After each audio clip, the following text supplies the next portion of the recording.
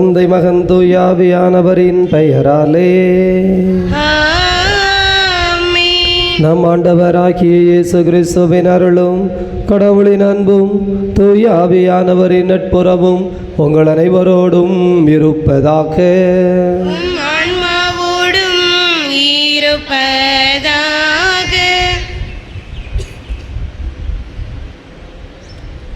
திருப்பலி முன்னுரை. இயேசுவில் அன்புக்குரியவர்களே, மீட்பளிக்கும் இயேசுவின் அன்பை பிறருக்கும் கொடுத்திட அழைக்கின்றது இன்றைய திருவழிபாடு. நான் உங்கள் மீது அன்பு கொண்டுள்ளது போல நீங்களும் ஒருவருக்கொருவர் அன்பு செலுத்துங்கள் என்னும் புதிய கட்டளையை இயேசு நமக்கு தருகிறார். இயேசு தாம் செல்ல இருக்கின்ற வரம்பை மீறிய பாடுகளை மனதில் கொண்டே இவ்வாறு சொல்கிறார். வல்லமை நிறைந்தவராய் இறைமகன் நமக்காக வலிமையற்றவராக நின்றார். அற்புத சுகம் தரும் அவர் திறனற்றவராக சிலுவையில் தொங்கினார். தன்னை நிராகரித்து கொண்ட சீடர்களை உயிர்த்தெழுந்த பின்பும் சந்தித்து உறவாடினார். இந்த இறை அன்பைத்தான் நமக்குள்ளும் தாங்கி நிற்க சொல்கிறார் இயேசு. இதற்காக பரிசு மகிழ்ச்சி. இம்மகிழ்ச்சியை நாம் தந்தையிடமிருந்து நித்தமும் பெற்றிருப்போம் என்கின்றது இயேசுவின் அன்பு. அதற்கு தேவையான அருள் ஊற்றை இறைவேண்டலில் பெற்றிட தொடர்கின்ற அன்பில் திருப்பலியில் இணைவோம்.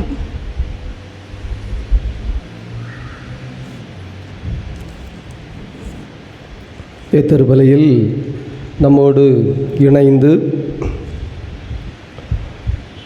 இருதயராஜ், மைக்கேல், பிரான்சிஸ்கா இவர்களது ஆன்ம இளைப்பாற்றிக்காக ஒப்பு கொடுத்து ஜெபிக்கிறார்கள். சுரண்டை சேசம்மாள் அவர்களது ஆன்ம இளைப்பாற்றிக்காக ஒப்பு கொடுத்து ஜெபிக்கிறார்கள். சுனில் ஆண்ட்ரூஸ் நன்றி திருப்பலியாக உடலுள்ள சுகத்திற்காக நல்ல வேலை வாய்ப்புகளை ஆண்டவர் ஆசீர்வதிக்க வேண்டும் என்றும் குடும்ப நன்மைக்காகவும் ஒப்பு கொடுத்து ஜெபிக்கிறார்கள். திருமண வாழ்வில் 50வது பொன்விழா ஆண்டை ஆரம்பிக்கின்ற ஜெயாஸ்டன் ராஜம் இதுவரை இறைவன் இந்த குடும்பத்தை காத்து வந்த கிருபைக்காக நன்றி கூறி ஜெபிக்கிறார்கள். தேவ ஆசீர்வாதம் தொடர்ந்து இருக்க வேண்டும் என்றும் நம்பிக்கையோடு ஜெபிக்கிறார்கள். சுரண்டை ராஜ், சோனியா குடும்பத்திற்கு இறைவன் செய்த நன்மைகளுக்கு நன்றி பலியாகவும் இன்று பிறந்தநாள் கொண்டாடுகிற ஜோமரினை இறைவன் நிறைவாக ஆசீர்வதிக்க வேண்டும் என்றும் ஜெனி ஜோமரின் கல்வி ஞானத்திலே சிறந்து விளங்க வேண்டும் என்றும் குடும்ப சமாதானத்திற்காகவும் தொழில் முன்னேற்றத்திற்காகவும் ஜெபிக்கிறார்கள். கைத்தாறு பன்னீர்குளம் பகவதி குடும்பத்திற்கு இறைவன் செய்த நன்மைகளுக்கு நன்றி பலியாகவும் அரசு வேலையை ஆண்டவர் பகவதிக்கு ஆசீர்வதிக்க வேண்டும் என்றும் திருமண காரியத்தை கைகூடச் செய்ய வேண்டும் என்றும் முத்துமாலை அவர்களுக்கு நற்சுகம் கிடைக்க வேண்டும் என்றும் ராமகிருஷ்ணன் குடியிலிருந்து விடுபட்டு கிறிஸ்துவுக்குள் வர வேண்டும் என்றும் ஜெபிக்கிறார்கள். சுரண்டை பெரியசாமி, சேசம்மாள், லூர்து, கோபி, லிதியாள், சுவேதா குடும்பங்களை ஆண்டவர் ஆசீர்வதிக்க வேண்டும் என்று நன்மையாக நன்றி பலியாக ஒப்புக் கொடுக்கிறார்கள். திருச்சி சங்கர், அந்தோணி, உஷா, அலெக்ஸ் குடும்பங்களை ஆண்டவர் ஆசீர்வதித்து நற்சுகத்தோடு வழிநடத்த வேண்டும் என்றும் அலெக்ஸ் +2விலே நல்ல மதிப்பெண்கள் கிடைத்ததற்கு நன்றி பலியாக ஒப்புக் கொடுக்கிறார்கள். திருச்சி புனித சூசையப்பர் கல்லூரியிலே இடம் கிடைத்ததற்கு நன்றியாக ஒப்புக் கொடுக்கிறார்கள். சுரண்டை ஆண்ட்ரோ, உஷா குடும்பத்திற்கு இறைவன் செய்த எல்லா நன்மைகளுக்கு நன்றி பலியாகவும் குடும்பத்திலே அமைதி சமாதானம் நிலவ வேண்டும் என்றும் குழந்தைகள் அரசு தேர்வில் நல்ல மதிப்பெண்கள் பெற்றதற்கு நன்றி பலியாகவும் நினைத்த மேற்படிப்பு கிடைத்ததற்கு நன்றி பலியாகவும் குடும்பத்திலே கிறிஸ்துவில் மரித்த சேசுதாசன் மற்றும் அனைத்து ஆன்மாக்களுக்காகவும் யாரும் நினையாத ஆன்மாக்களுக்காகவும் மாசில்லா ஆன்மாக்களுக்காகவும் ஜெபிக்கிறார்கள். சுரண்டை அமலன், அனீஷா குடும்பத்திற்கு இறைவன் செய்த நன்மைகளுக்கு நன்றி பலியாகவும் தனது 8வது திருமண நாளை கொண்டாடிய இவர்களை இறைவன் நிறைவாக ஆசீர்வதிக்க வேண்டும் என்றும் நிஜோன், நிவின் இவர்களை இறைவன் நிறைவாக ஆசீர்வதித்து உடலுள்ள சுகத்தோடு இறை பக்தியிலே சிறந்து விளங்கச் செய்ய வேண்டும் என்றும் நம்பிக்கையோடு ஜெபிக்கிறார்கள். ஆண்டவருடைய அன்பு குழந்தைகளே, தெய்வீக அருளால் நிரப்பப்பட நாமும் நம்பிக்கையோடு ஜெபிப்போம். இறையருள் பெறுவதற்கு தடையாக இருக்கிற குற்றம் குறைகளை நினைத்து மனவருந்தி மன்னிப்பு கேட்போம். என்று வாழும் எல்லாமல்ல இறைவா, உடல் ஆன்ம வாழ்வு அனைத்திற்கும் ஊற்றும் தொடக்கமும் நீரே. இந்த தண்ணீரையும் உப்பையும் புனிதப்படுத்தியருள உமை தாழ்மையுடன் வேண்டுகிறோம். இறைவா, உப்பு கலந்த இந்த தண்ணீர் தெளிக்கப்படும் இடமெல்லாம் தீயவனது தாக்குதல் அனைத்தும் தோல்வியுறச் செய்வீராக. உம் தூய ஆவியார் உடனிருந்து எங்களை இடையராது காத்தருள்வாராக. எங்கள் ஆண்டவராகிய கிறிஸ்து வழியாக உம்மை மன்றாடுகிறோம். ஆமென்.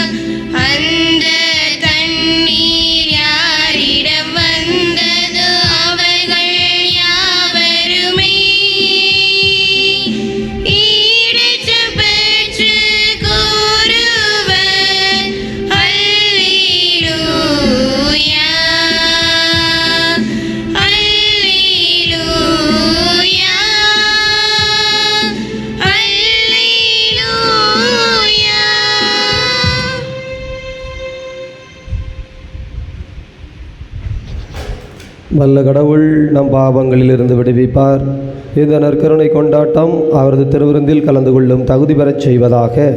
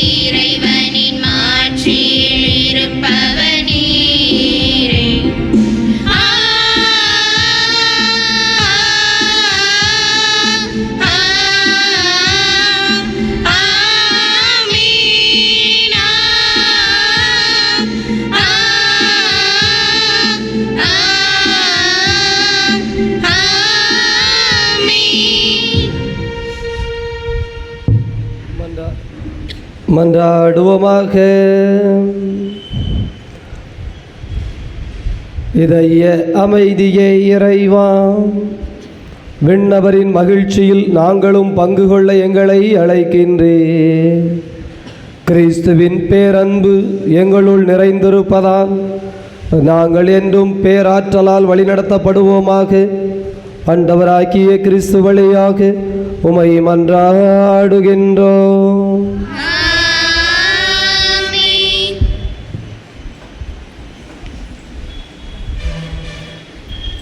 முதல் வாசக முன்னுரை.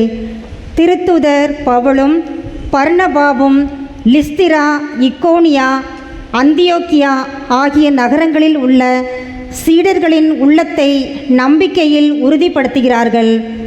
எவ்வாறெனில் வேதனைகளை எல்லாம் இறையாட்சிக்கு வழிகளாக ஏற்க வேண்டும் என்று கூறி ஊக்குவித்தார்கள்.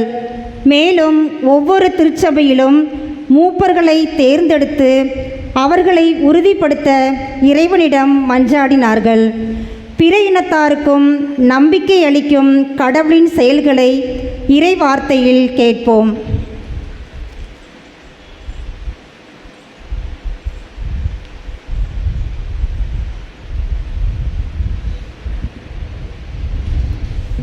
முதல் வாசகம். திருச்சபையை கூட்டி கடவுள் தங்கள் வழியாக செய்த அனைத்தையும் அறிவித்தார்கள். திருத்தூதர் பணிகள் நூலிலிருந்து வாசகம். அதிகாரம் 14, இறை வசனங்கள் 21 முதல் 27 முடிய. அந்நாட்களில் பவுலும் பர்னபாவும் லிசித்ரா, இக்கோனியா, அந்தியோக்கியா ஆகிய நகரங்களுக்கு திரும்பி வந்தார்கள். அங்குள்ள சீடர்களின் உள்ளத்தை அவர்கள் உறுதிப்படுத்தி, நாம் பல சோதனைகள் வழியாகவே இறையாட்சிக்கு உட்பட வேண்டும் என்று கூறி நம்பிக்கையில் நிலைத்திருக்கும்படி அவர்களை ஊக்குவித்தார்கள். அவர்கள் ஒவ்வொருவரும் திருச்சபையிலும் மூப்பர்களை தேர்ந்தெடுத்து நோன்பிருந்து இறைவனிடம் வேண்டி தாங்கள் நம்பிக்கை கொண்டிருந்த ஆண்டவரிடம் அவர்களை ஒப்படைத்தார்கள். பின்பு பிசித்திரியா வழியாக பிம்பிலியா வந்தார்கள். பெருகை நகரில் இறை வார்த்தையை அறிவித்த பின் அத்தாலியா வந்தார்கள். அங்கிருந்து கப்பல் ஏறி அந்தியோக்கியா வந்தார்கள். அங்குதான் அவர்கள் அருள் வழங்கும் கடவுளின் பணிக்கென்று அர்ப்பணிக்கப்பட்டார்கள். இப்போது அப்பணியை செய்து முடித்து விட்டார்கள். அவர்கள் அங்கு வந்ததும் திருச்சபையை கூட்டி கடவுள் தங்கள் வழியாக செய்த அனைத்தையும் அவர்கள் பிற இனத்தவருக்கு நம்பிக்கை கொள்ளும் வாய்ப்பை கொடுத்ததையும் அறிவித்தார்கள். இது ஆண்டவர் வழங்கும் அருள்வாக்கு.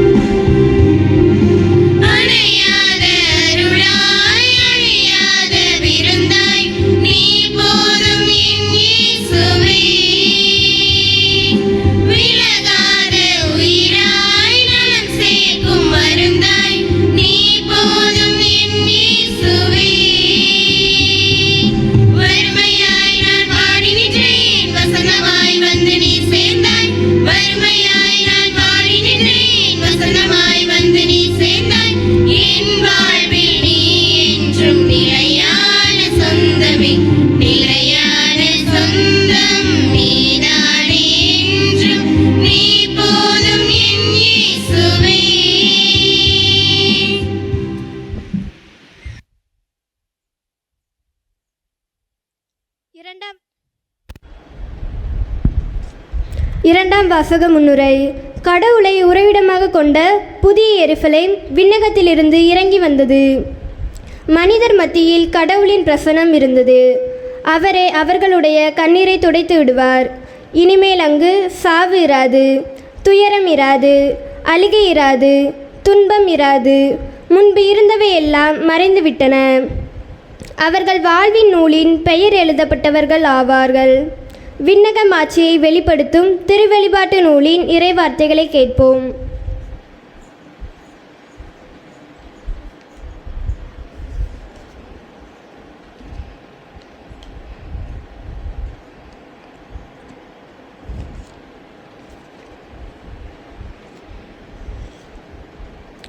இரண்டாம் வாசகம். திருவெளிப்பாடு நூலிலிருந்து வாசகம். அதிகாரம் 21, இறைவசனங்கள் 1 முதல் 5 வரை. யோவான், நான் புதியதொரு விண்ணகத்தையும் புதியதொரு மண்ணகத்தையும் கண்டேன். முன்பு இருந்த விண்ணகமும் மண்ணகமும் மறைந்து விட்டன, கடலும் இல்லாமல் போயிற்று. அப்பொழுது புதிய எருசலேம் என்னும் திருநகர் கடவுளிடமிருந்து விண்ணகத்தை விட்டு இறங்கி வர கண்டேன். தன் மகனுக்காக தன்னையே அணி செய்து கொண்ட மணமகளைப் போல் அது ஆயத்தமாயிருந்தது. பின்பு விண்ணகத்திலிருந்து எழுந்த பெரும் குரல் ஒன்றை கண்டேன். அது, இதோ கடவுளின் உறைவிடம் மனிதர் நடுவே உள்ளது. அவர் அவர்கள் நடுவே குடியிருப்பார். அவர்கள் அவருக்கு மக்களாய் இருப்பார்கள். கடவுள் தாமே அவர்களோடு இருப்பார். அவரே அவர்களுடைய கடவுளாய் இருப்பார். அவர்களுடைய கண்ணீர் அனைத்தையும் அவர் துடைத்து விடுவார். இனிமேல் சாவு இராது, துயரம் இராது, அழுகை இராது, துன்பம் இராது. முன்பு இருந்தவை எல்லாம் மறைந்து விட்டன என்றது. இது ஆண்டவர் வழங்கும் அருள்வாக்கு.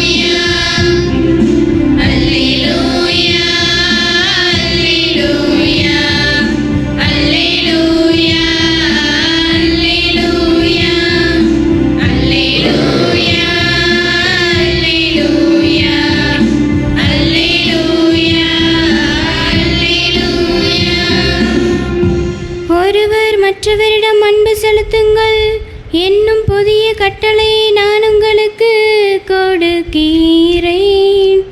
நான் உங்களிடம் அன்பு செலுத்தியது போல நீங்களும் ஒருவர் மற்றவரிடம் அன்பு செலுத்துங்கள் என்கிறார் ஆண்டவர். அல்லேலூயா.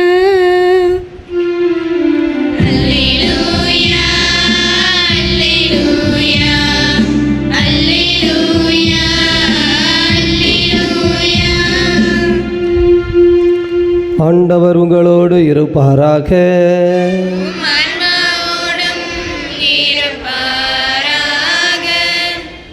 தூய யோவான் எழுதிய தூய நற்செய்தியிலிருந்து வாசகம்.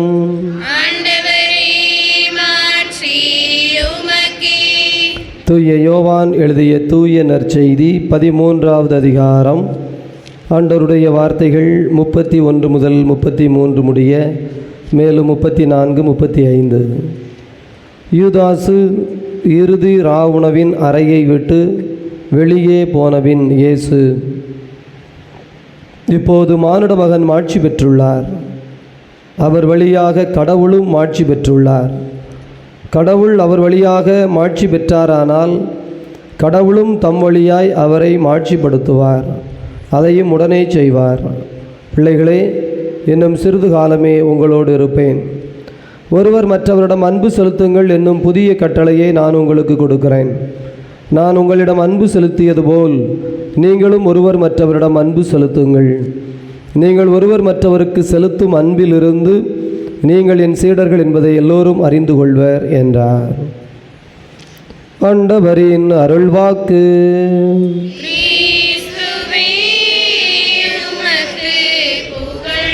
நற்செய்தி வாக்கினால் நம் பாவங்கள் அகல்வனவாக. பொதுச்சொல், தனிச்சொல் என்று இலக்கியத்தில் 2 வகை காட்டப்படும். மனிதர் என்பது பொதுச்சொல், அதிலே அந்தோணி, மிக்கேல், வருவேல் என்று தனிப்பெயர்கள் என்பவை தனிநபர்களை சுட்டிக்காட்டும். வெளிச்சம் என்பது பொதுச்சொல். அதிலே சூரிய வெளிச்சம், சந்திர வெளிச்சம், மெழுகுதிரியின் வெளிச்சம், டார்ச் லைட்டின் வெளிச்சம் என்று சொன்னால் அது தனி வெளிச்சம், தனி நபரை தனி பெயராக அடையாளம் காட்டப்படும். அதுபோல இந்த பொருட்களுக்கு அல்லது விலங்குகள் என்றாலும் சரி, நீங்கள் காட்டு விலங்குகள் அங்கே அதிகமாக இருக்கும் என்று சொன்னால் காட்டு விலங்கு என்பது பொதுப்பெயர்.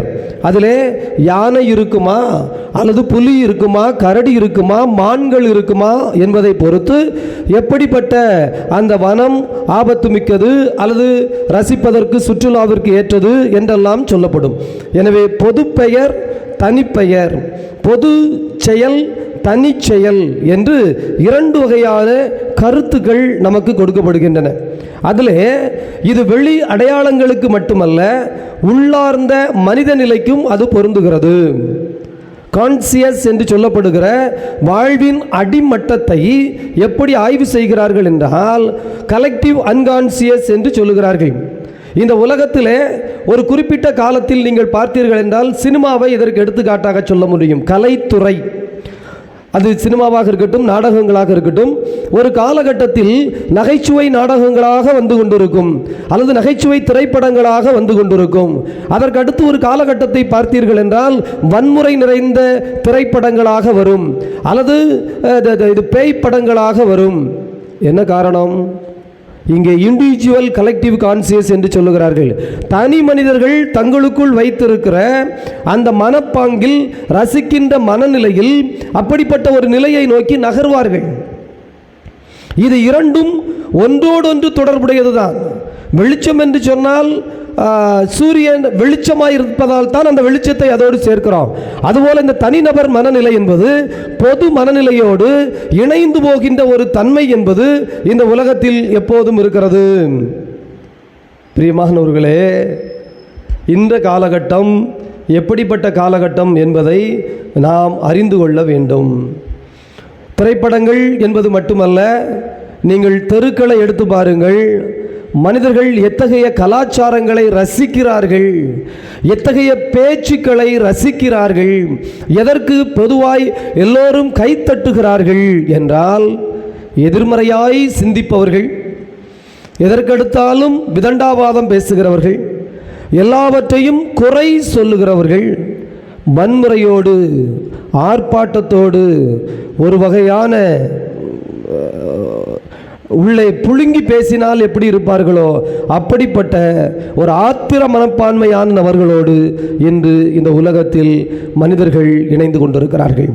இந்த உலகம் முழுவதும் இன்று போர் என்கின்ற ஒரு வன்முறை கலாச்சாரம் மேல் நோக்கி நிற்கிறதற்கு காரணம் அமெரிக்கா.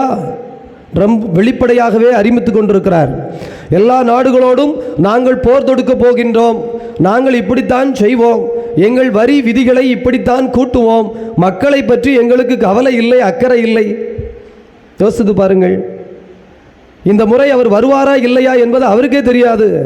ஆனால் வந்தவுடன் மனிதனுடைய புத்தி எப்படி யோசித்து விட்டது என்றால், அமெரிக்காவின் அதிபர் என்றால் இந்த உலகத்துக்கே நான் தான் அதிபதி, அது எந்த நாடாக இருந்தாலும் சரி. எனவே சைனா என்ன செய்கிறது? நீ அப்படியா, நான் உன்னை விட பலத்தில் பொருந்தியவன், இதோ பார், இலங்கை இப்போது என் காலடியில் கிடக்கிறது. அதே போல பாகிஸ்தானை முழுவதுமாக ஆக்கிரமித்து விட்டது. இனி அருகில் இருக்கிற எல்லா நாடுகளையும் எப்படித்தான் செய்வேன், நீ பெரியவனா நாம் பெரியவனா, உன் பணம் பெரிதா என் பணம் பெரிதா. இந்த சண்டை நமது வீதிகளிலும் நமது வீடுகளிலும் பிரதிபலிக்கும். ஏனெனில் அதை நாம் பார்க்கிறோம், உலகத்தில் நடப்பதை நாம் பார்க்கிறோம், அதை நமக்குள் நாம் கொண்டு வருகிறோம். அன்பு குழந்தைகளே, ஆண்டவர் சொல்லுகிறார், அன்பு என்பது பொது சொல். இந்த வாசகங்கள் இதை மையமாக கொண்டுதான் இருக்கிறது. இரண்டாவது வாசகம் பிறப்பு, புதிய படைப்பு என்பதை சொல்லுகிறது. நற்செய்தி வாசகம் அன்பு என்பதை, மாட்சி என்பதை நமக்கு சொல்லுகிறது. முதல் வாசகம் வெற்றி என்பதை, நிலைத்திருத்தல் என்பதை சொல்லுகிறது. மகிழ்ச்சி என்பது பொதுச்சொல், அமைதி என்பது பொதுச்சொல், அன்பு என்பது பொதுச்சொல். இதெல்லாம் இந்த பக்கம் வரும். பொது பொது பொது படைப்பு, புதிய படைப்பு என்பது பொதுச்சொல். இதிலே அன்பு என்றால் எப்படிப்பட்ட அன்பு? சுயநலமான அன்பா? பொசசிவ் லவ் என்று சொல்வார்கள். எனக்கு மட்டும்தான், நான் மட்டும்தான் என்கின்ற அன்பா? அல்லது இந்த அன்பிலே நெகட்டிவிட்டி, எதிர்மறையை சேர்த்து விட்டீர்கள் என்றால் சாடிஸ்ட் என்று சொல்வார்கள். பிறரை துன்புறுத்தி அந்த துன்பம் வருகிற பொழுது அதை அன்பென்று சொல்லுகிறவர்கள் மனநோய் பிடித்தவர்கள் இந்த உலகத்தில் இருக்கிறார்கள்.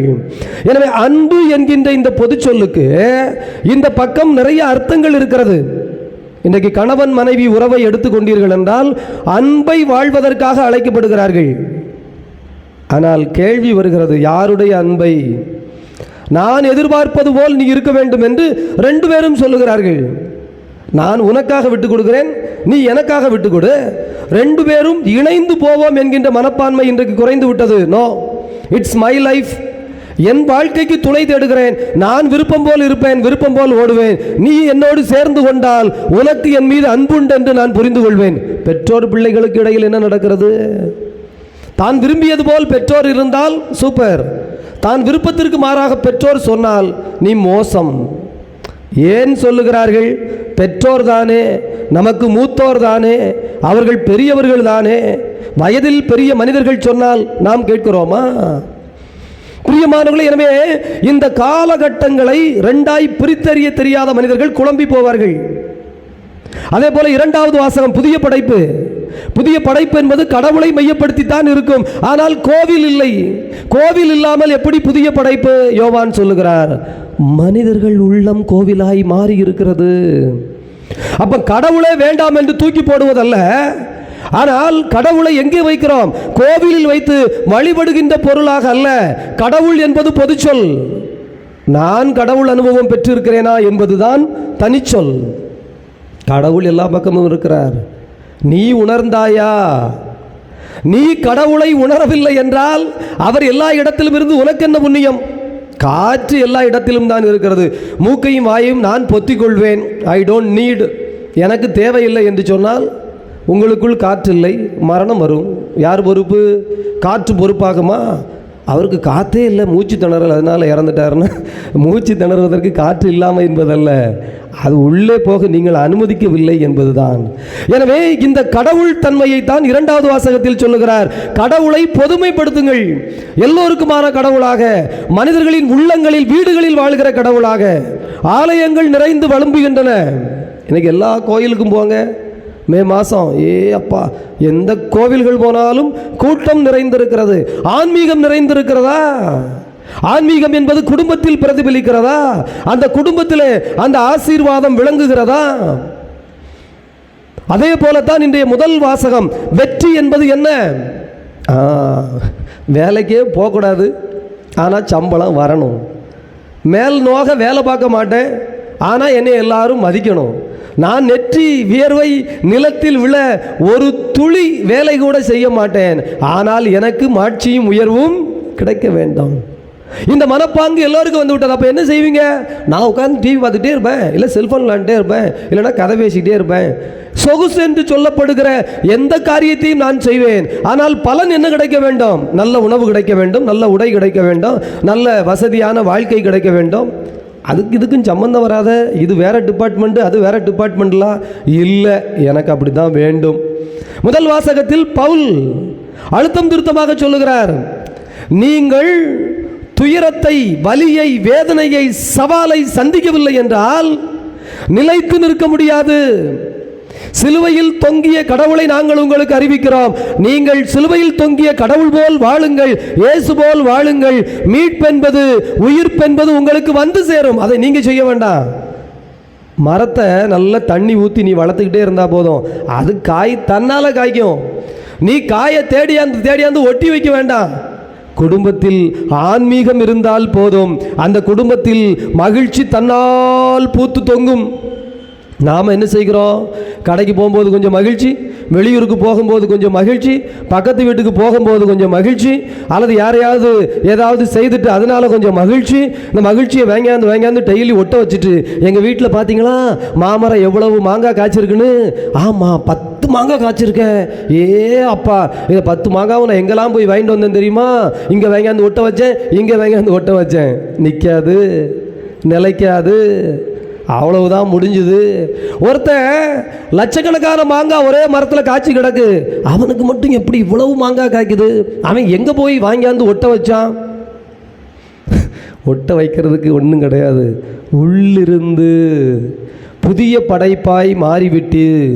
அதனால தான் இயேசு சொல்லுகிறார் இன்றைக்கு நற்செய்தியிலே, நான் உங்களுக்கு அன்பை கொடுக்கின்றேன், அந்த அன்பு கட்டளை என்பது புதிய கட்டளை. இயேசுநாதரே, அன்பு என்பது புதிது கிடையாது.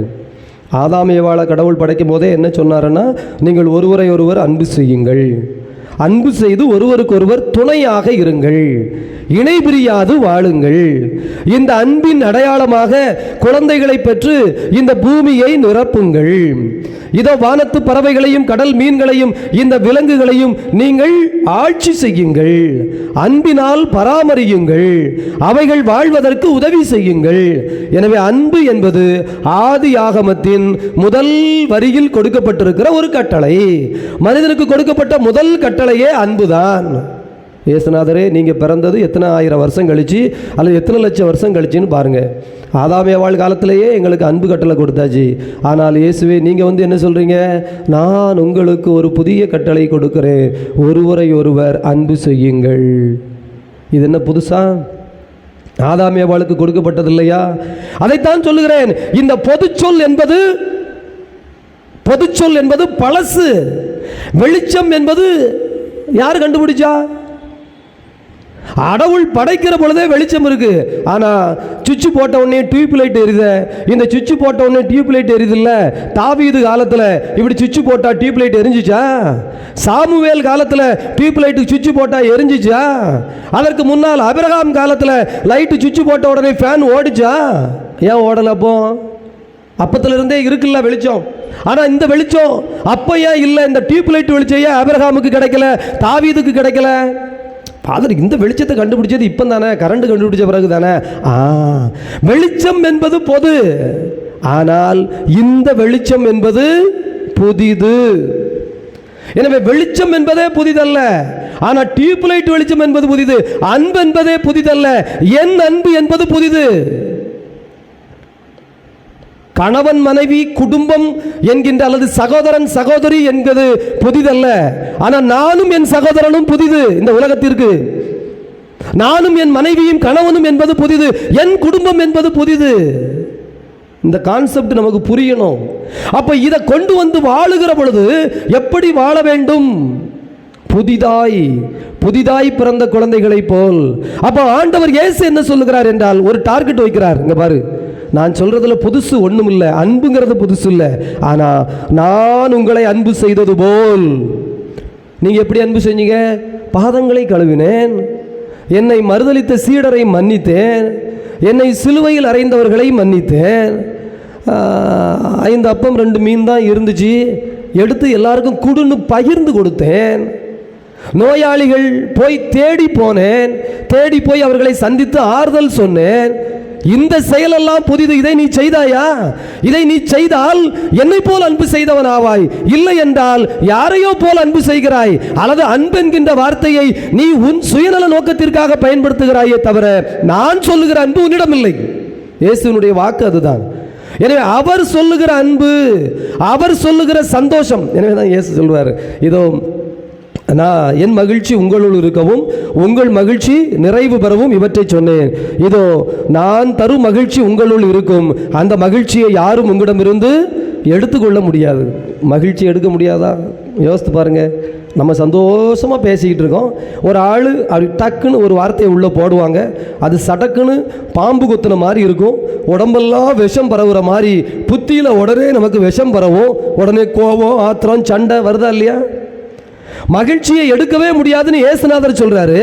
ஒரு வார்த்தை கூட கொஞ்சம் அதிகம். இப்போமெல்லாம் ஒரு பார்வை போதும், கேவலமாக ஒரு பார்வை அல்லது காரி ஒரு துப்பியாச்சுன்னா அந்த இடத்துல எதுக்க இருக்கிற ஆள் மூக்கு அறுபடுதா அறுபடலையா, அல்லது அவரிடம் இருக்கிற பொருளை பறித்து கொண்டால் போதும்.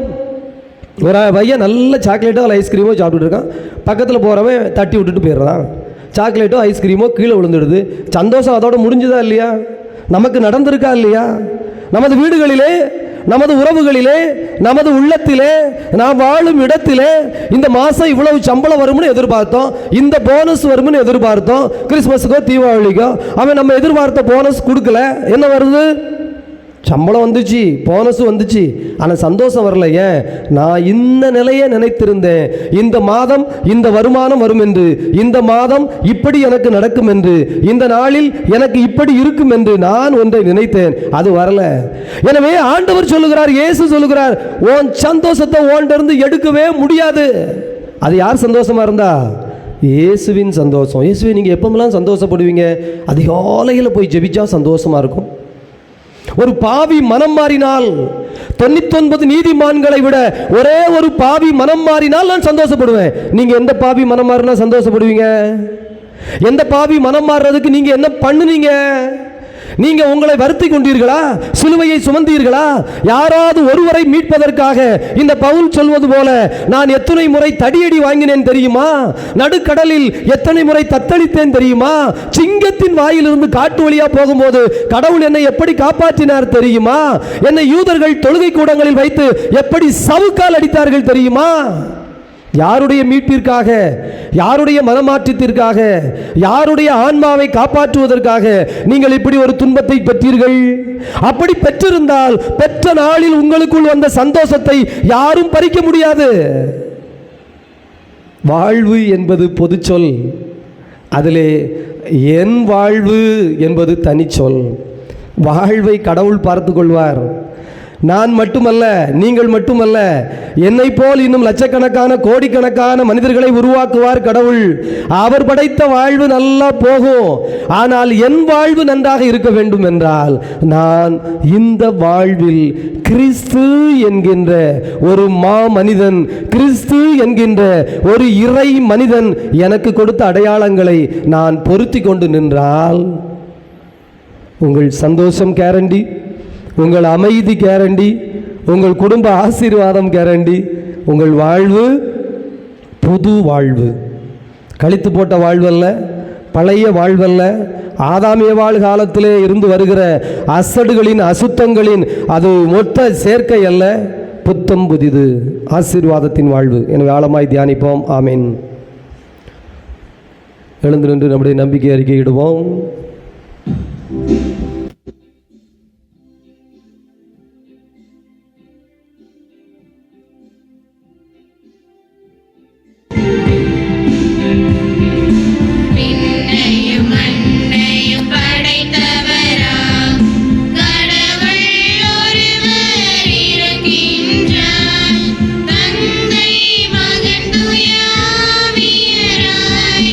ஒன்றாய் வாழ்வுரை நம்புகிறேன்.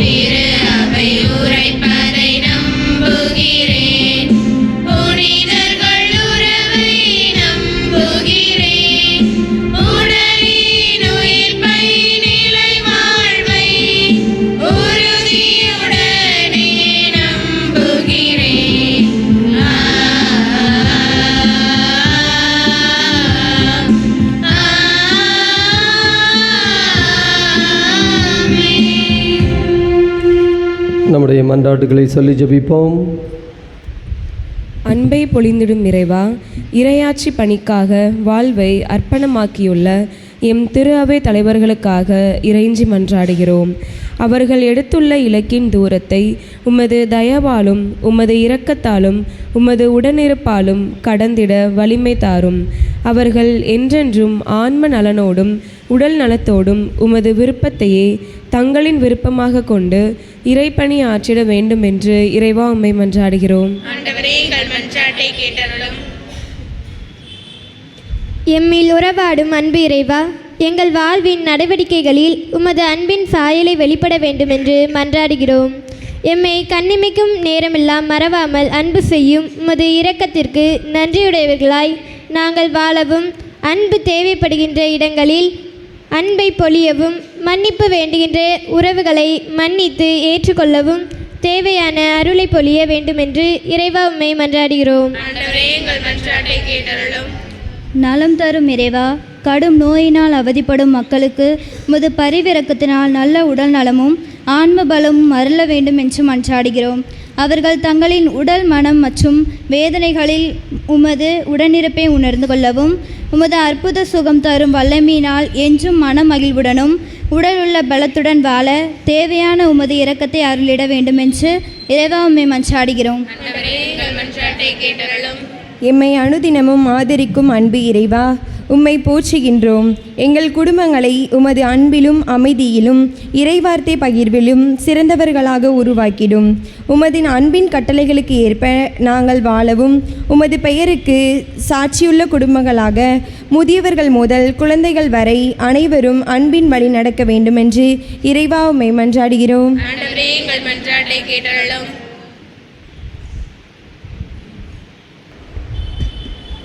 நாம் ஒவ்வொருடைய தனிப்பட்ட தேவைகளையும் ஆண்டவருடைய பாதத்தில் நம்பிக்கையோடு மௌனமாய் ஜெபிப்போம். அன்பான கடவுளே, நாங்கள் உம்முடைய பிள்ளைகள் இந்த உரிமையோடு உம்மை நோக்கி எழுப்பி இருக்கிற இந்த மன்றாட்டுகளை எல்லாம் எங்கள் ஆண்டவராகிய கிறிஸ்து வழியாக உம்மை வேண்டுகின்றோம்.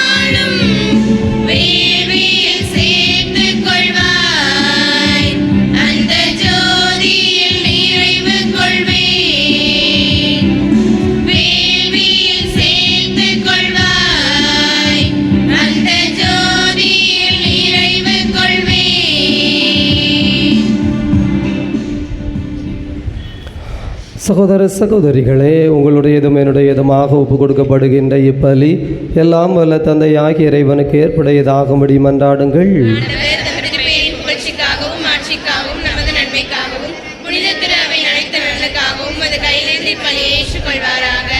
இதய அமைதியை இறைவாம் உறவு பரிமாற்றத்தை முன்னிட்டு நாங்கள் ஒப்புக் கொடுக்கிற இந்த பரச காணிக்கைகளை ஏற்றுக்கொள்ளும். இது தெய்வீக வெளிச்சத்தில் எங்களை நிலைத்திருக்கச் செய்வதாக ஆண்டவராகிய கிறிஸ்து வழியாக உம்மை மன்றாடுகின்றோம். ஆண்டவர் உங்களோடு இருப்பாராக.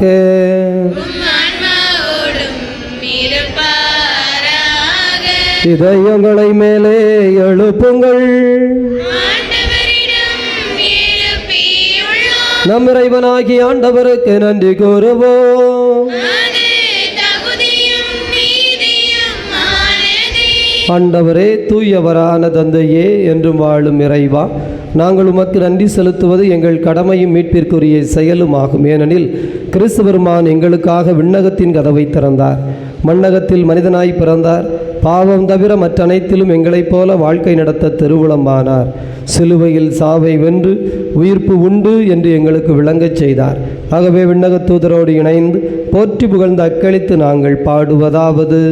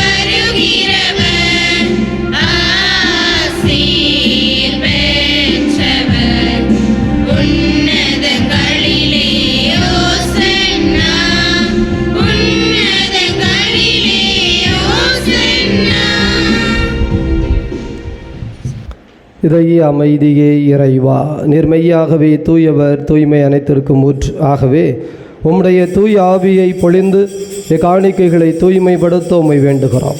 எங்கள் ஆண்டவர் இயேசு கிறிஸ்துவின் உடலும் இரத்தமுமாக எங்களுக்கு இவை மாறுவனவாக. அவர் பாடுபட உளம்கனிந்து தமை கையளித்த போது அப்பத்தை எடுத்து நன்றி செலுத்தி அதை பிட்டு தம் சீடர்களுக்கு அளித்து அவர் கூறியதாவது: அனைவரும் இதிலிருந்து பெற்று உண்ணுங்கள், ஏனெனில் இது உங்களுக்காக கையளிக்கப்படும் என் உடல்.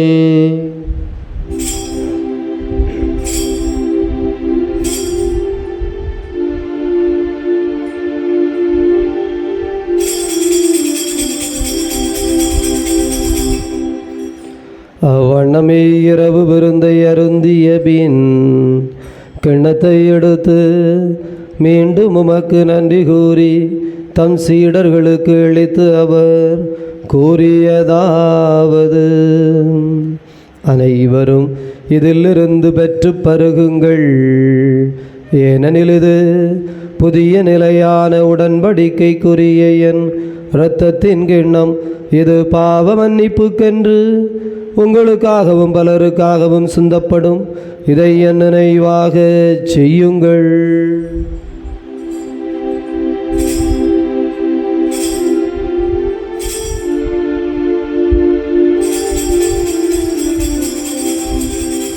நம்பிக்கையின் மறைபொருள்.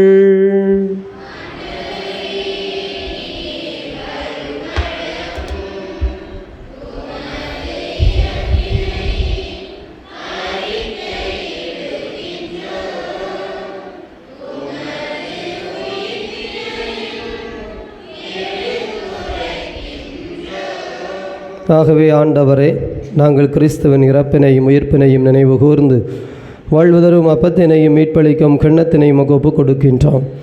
உம் திருமுன் நின்று ஊழியம் புரிய தகுந்தவர்கள் என எங்களை ஏற்றுக்கொண்டீர். எனவே உமக்கு நன்றி செலுத்துகிறோம். மேலும் கிறிஸ்துவின் உடலிலும் இரத்தத்திலும் பங்கு கொள்ளும் எங்களை தூய ஆவியானவர் ஒன்று சேர்க்க வேண்டுமென உம்மை தாழ்மையுடன் மன்றாடுகிறோம். ஆண்டவரே, உலகம் முழுவதும் பரவி இருக்கும் அவையை நினைவு கூர்ந்தருளும்.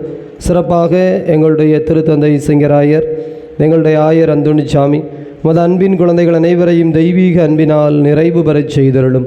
உயிர்த்தெழுவோம் என்கின்ற எதிர்நோக்குடன் இறந்த அனைவரையும் சேசம்மாள், இருதயராஜ், மைக்கேல், பிரான்சிஸ்கா, சேசுதாசன் இவர்களது ஆன்மாவையும் ஒளி நிறைந்த உம் திருமுன் ஏற்றுக்கொள்ளும் எங்கள் அனைவர் மீதும் இரக்கமாயிரும். கடவுளின் கன்னித்தாயான மாட்சிமிக்க மரியாள், புனித அப்போஸ்தலர், இவ்வுலகில் உமக்கு உகந்தவராய் இருந்த புனிதர் அனைவருடனும் நாங்கள் இலைவாழ்வில் பங்கு கொள்ளும் தகுதி பெற்று உம் திருமகன் இயேசு கிறிஸ்து வழியாக உம்மை புகழ்ந்தேத்தும் வரமருள உம்மை மன்றாடுகிறோம்.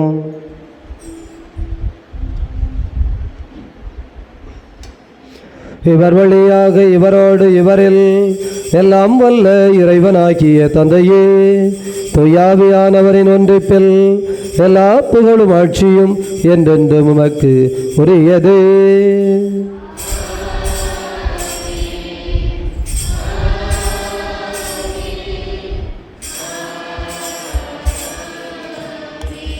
நம் ஆண்டவர் இயேசு கிறிஸ்து ஜெபிக்க கற்றுக் கொடுத்தார். நம்பிக்கையோடு ஜெபிப்போம்.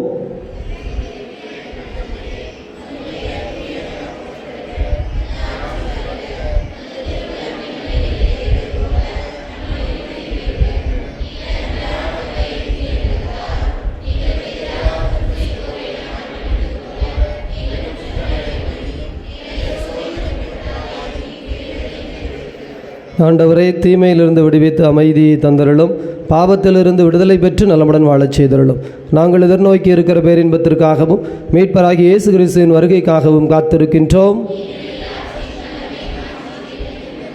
ஆண்டவரே இயேசு கிறிஸ்துவே, அமைதியை உங்களுக்கு விட்டுச் சொல்கிறேன், என் அமைதியை உங்களுக்கு அளிக்கிறேன் என்றும் திருத்தூதர்களுக்கு மொழிந்தீரே.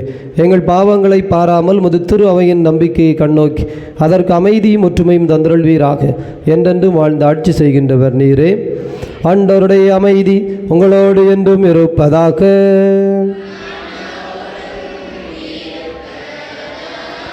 ஒருவருக்கொருவர் ஆண்டவர் தருகின்ற மகிழ்ச்சியை அறிவித்துக் கொள்வோம்.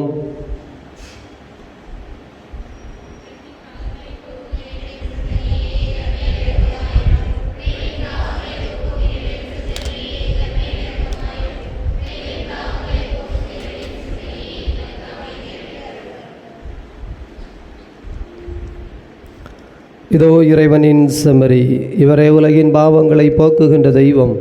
இந்த தெய்வத்தினுடைய விருந்துக்கு அழைக்கப்பட்டிருக்கிற நாம் அனைவரும் பேர் பெற்றவர்கள்.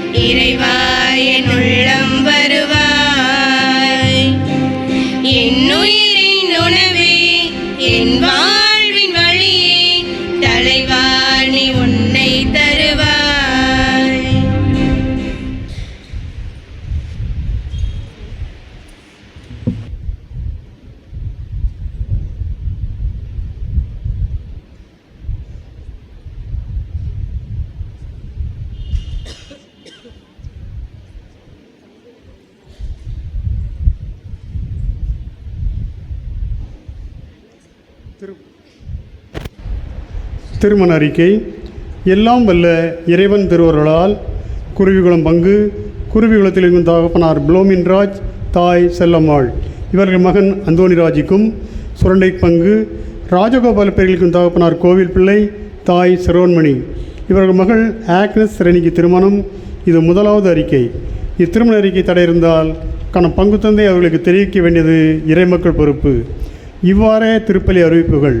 19ஆம் தேதி திங்கள் மாலை 6:30க்கு திரு ஜெபமாலை, தொடர்ந்து திருப்பலி பங்கு ஆலயத்தில். 20ஆம் தேதி செவ்வாய் நண்பகல் 11 மணிக்கு நற்கருணை ஆசீர் குணமளிக்கும் திருப்பலி, தொடர்ந்து ஓரையிலிருந்து கொண்டு வரப்பட்ட தீர்த்தத்தால் அபிஷேகம். மாலை 7 மணிக்கு திரு எண்ணெய் பூசி நற்கருணை ஆசீர், தொடர்ந்து குணமளிக்கும் திருப்பலி. 21ஆம் தேதி புதன் காலை 11 மணிக்கு திருமணம் முடிந்து 25வது ஆண்டிற்காக நன்றி திருப்பலி பங்கு ஆலயத்தில். 23ஆம் தேதி வெள்ளி காலை 11 மணிக்கு திருமுழுக்கு திருப்பலி. 24ஆம் தேதி சனி மாலை 6:30க்கு பங்கு ஆலயத்தில் திரு ஜெபமாலை, தொடர்ந்து திருப்பலி. 25ஆம் தேதி ஞாயிறு காலை 7:15க்கு விக்கிய புதரிலும், காலை 9:15க்கு பங்கு ஆலயத்திலும், மாலை 7 மணிக்கு ராஜகோபால பெரியிலும் ஞாயிறு திருப்பலிகள். இவ்வார ஞாயிறு திருப்பலியை சிறப்பு செய்தவர்கள் புனித மரியன்னை அன்பியம். புனித மரியன்னை அன்பியத்துக்கு நாம் கரவொலி மூலம் நன்றி சொல்லிக்கொள்வோம். வருகிற ஞாயிறு திருப்பலியை புனித சூசியப்பர் அன்பியம் சிறப்பு செய்வார்கள். திருமண பொன்விழா காணும் ஜயாஸ்டன் ராஜன் தம்பதியினருக்கும், 8வது திருமண நாளை கொண்டாடும் அமலன் அனிதா தம்பதியினருக்கும் இனிய திருமண நாள் நல்வாழ்த்துக்கள். மேலும் இன்று பிறந்தநாள் காணும் ஜோமரிக்கு நமது பிறந்தநாள் வாழ்த்துக்களை கரவொலி மூலம் நன்றி சொல்லிக் கொள்வோம். புனித கிலேலியாவின் திருவுருவம் இந்த வாரம் 23ஆம் தேதி வெள்ளிக்கிழமை மாலை பெர்க்மான் ஸ்ரீட்டா இவர்கள் இல்லத்திலிருந்து ராஜ் இமாக்லீட் இவர்கள் இல்லத்திற்கு ஜெபிப்பதற்காக எடுத்துச் செல்லப்பட இருக்கின்றது. இத்திரு நிகழ்வுகளில் புனித கிலேலியா சபை உறுப்பினர்கள் அனைவரும் பக்தியோடு கலந்து கொண்டு புனித கிலேலியா வழியாக இறையருளை பெற அன்புடன் அழைக்கின்றோம்.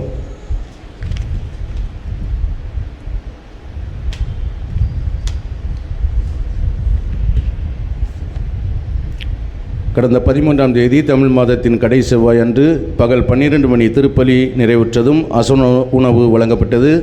அதற்காக நன்கொடையாக பணமாக பொருளாக கொடுத்த குடும்பங்கள் சாம்பார் காய்கறி முழுவதுமாக குருமலா பெரிய ஜெயரத்னசாமி குடும்பத்தார் கொடுத்துள்ளார்கள். கருவாடு முழுவதும் ஆனந்தி குடும்பத்தினர் கொடுத்துள்ளார்கள். பாயாச செலவு முழுவதும் அந்தோனியா பக்தர் ஒருவர் கொடுத்துள்ளார்கள். மேலும் ஏஎல் சன்ஸ் குடும்பத்தினர் 2000 ரூபாய், ஸ்டெல்லா மேரி டீச்சர் 1000 ரூபாய், சகாயம் செலின் 1000 ரூபாய், லூர்துராஜன் ரெஜிலா 1000 ரூபாய், மிக்கேல் ஆசிரியர் ஜெவமாலை 500 ரூபாய், ஜெகன் சகாயம் 500 ரூபாய், ஜஸ்டின் லாலிட் 500 ரூபாய், ஜோமிக்ஸ் டெபி 500 ரூபாய், அந்தோனியா பக்தர் ஒருவர் 500 ரூபாய், பெரியசாமி சேசம்மாள் 500 ரூபாய், ஜேம்ஸ் ஆக்னஸ் 500 ரூபாய், அந்தோனி ராயப்பன் சகாயம் 500 ரூபாய், ஜெபஸ்தியான் உதயா 500 ரூபாய், ராணி ஸ்டோர் 500 ரூபாய், ராஜம் டீச்சர் குடும்பத்தினர் 500 ரூபாய், ஆரோக்கியராஜ் ரோஸ்லின் 300 ரூபாய், ஜஸ்டின் டென்சி 300 ரூபாய், அல்போன்ஸ் கிறிஸ்டி 300 ரூபாய், எப்எஸ்எம் அருட் சகோதரி 300 ரூபாய், சாம்பவர் வடகரை முருகன் மகாலட்சுமி 200 ரூபாய், கிளச்சுரண்டை ஆரோக்கியசாமி புனிதா 200 ரூபாய், ஆலடிப்பட்டி மரிய சூசை அந்தோணி 200 ரூபாய், குழந்தராஜ் மார்க்ரேட் 200 ரூபாய், ஆரோக்கியசாமி சௌமியா 200 ரூபாய், சார்லஸ் அமலா 200 ரூபாய், ஜெயராணி ஜேம்ஸ் 200 ரூபாய், சீமோன் பெமிலா 200 ரூபாய்,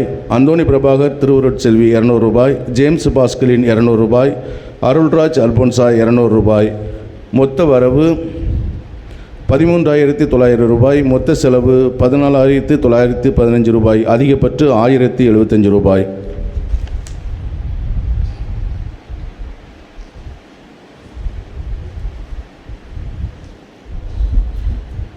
மன்றாடுவோமாக. இதய அமைதியை இறைவாம் விண்ணக மறை நிகழ்வுகளால் நிறைவு பெற்ற நாங்கள் உம்மை புகழ்கின்றோம்.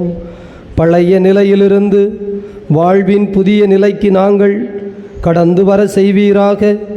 ஆண்டவராகிய கிறிஸ்து வழியாக உமை மன்றாடுகின்றோம். ஆண்டவர் உங்களோடு இருப்பாராக.